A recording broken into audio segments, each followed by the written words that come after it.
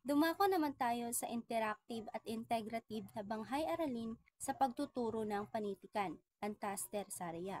Una dito ay ang target.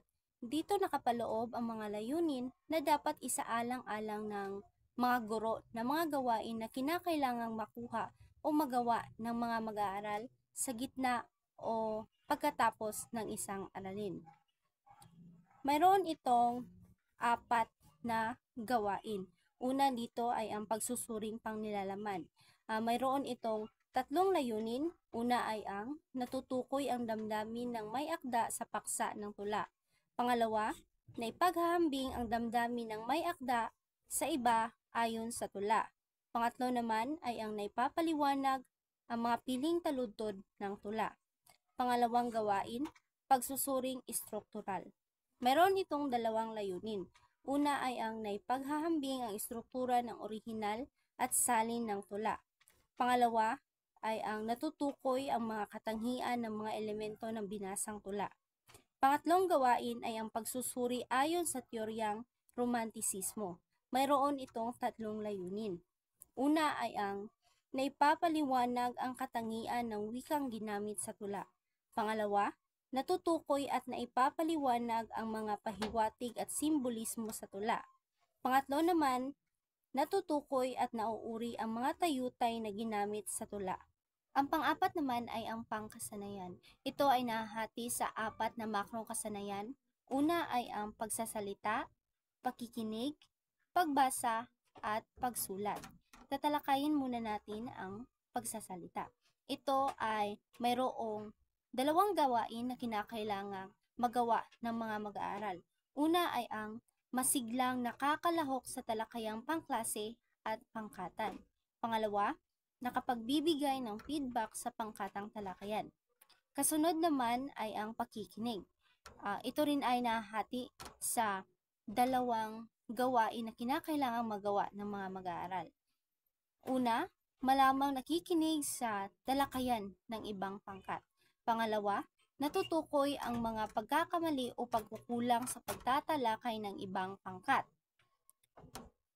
Pangatlong makrong kasanayan ay ang pagbasa. Ito ay nababasa ang tula ng may maayos o wastong bigkas, diin, indayog, at damdamin. Panghuling makrong kasanayan ay ang pagsulat. Nakasusulat ng isang maikling talata kaugnay ng paksa ng tula. Kasunod naman ay ang paksa. Sa bahaging ito nakasaad ang mga paksa na tatalakayin ng guro sa klase. Ang paksa dito ay ang Rabi ni Benjamin M. Pascual na Tulang Ilocano, Oda sa Gabi na salin ni Rolando A. Bernales. Pangatlo ay ang estratehiya. Sa parteng ito, nakapaloob ang mga estratehiyang gagamitin ng guro upang maging mas interactive at nakakaengganyo ang klase. Ang bawat gagamiting estratehiya ay kinakailangang nakatuon sa o nakasentro sa mga mag-aaral mismo upang malinang ang kahusayan ng mga mag-aaral. Una dito ay ang balik-aral. Balik-aralan ang mga elemento ng tula. Bigyang diin ang mode, imahen, ritmo, sukat, at tugma. Pangalawa naman, balik-aralan din ang mga tayutay. Bigyang diin ang simile, metapora, personifikasyon, hyperbole, apostrophe, rhetorical na tanong, at anapora. Kasunod na estratehiya ay ang paganyak. Dito ay kumplituhin ang semantic map na nasa itaas na inyong makikita.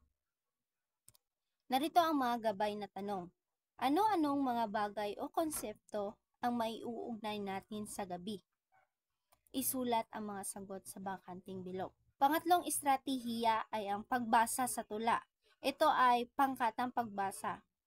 Una ay ang unang pangkat na babasahin nila ang orihinal.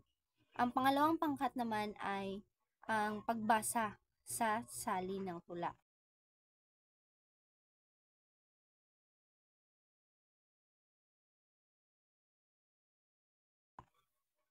Kasunod ay ang pangkatang gawain. Dito nakapaloob ang mga gawain o kinakailangang gawin ng mga mag-aaral upang mas mahasa pa ang kanilang kaalaman sa paksang tinalakay ng guro. Sa pamamagitan ng gawain na ito na nakapaskil at bumuo ng pating ito, makukuha ang atensyon ng mga mag-aaral na maging mas aktibo sa klase.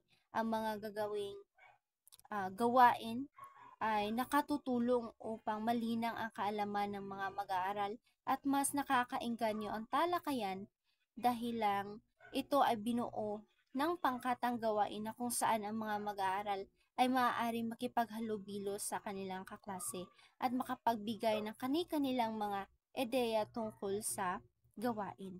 Ang nakapaloob ng mga gawain dito ay patungkol sa pagsusuri ng tula at pagbibigay ng feedback. Ang unang pangkat ang siyang unang magsusuri at magbibigay ng feedback at ang ikalawang pangkat naman. Uulitin ito hanggang sa matapos ang lahat ng pangkat.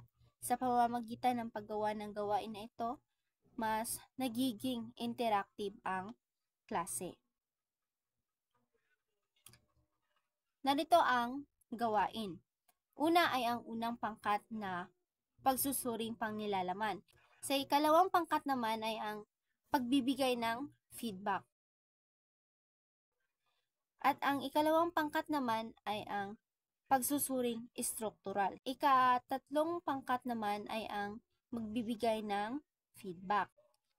Ikatlong pangkat naman ang magsusuri o magsasagawa ng pagsusuri ng romantisismo. So, ang unang pangkat naman ang magbibigay ng feedback sa gawaing ginawa ng ikatatlong pangkat.